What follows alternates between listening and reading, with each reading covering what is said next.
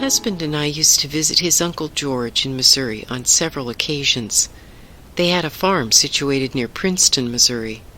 Our children were young, and they enjoyed the run-and-tumble freedom of the rolling hills and cool evenings. George and Georgie, his wife, also had a dog that loved children. My favorite part of the visits was when Georgie would teach me skills such as making butter and show me her collection of handmade quilts. Between the two of them, they would eat 1 egg for breakfast and a slice of toast. We slept on actual feather beds. It was a great time of rest for Jerry and me. Leviticus Chapter 25, verses 1 through 19, speaks of letting the land rest, the produce of the land included.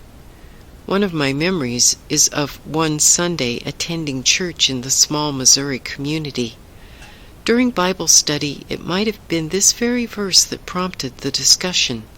One of the farmers told how he let his fields, rotated of course, rest every 7 years. It surprised me that someone actually thought this was an important law to obey, since it was in the Old Testament or Jewish scripture.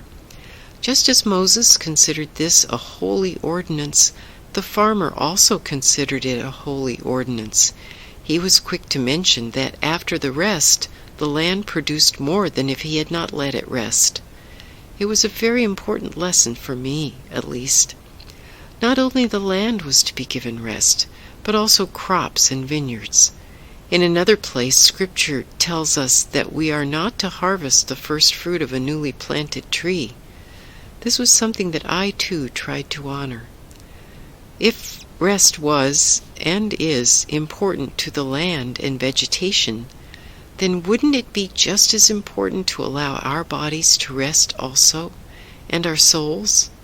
Jesus went many times into places of rest, I'm sure to withdraw from the people clamoring for his attention.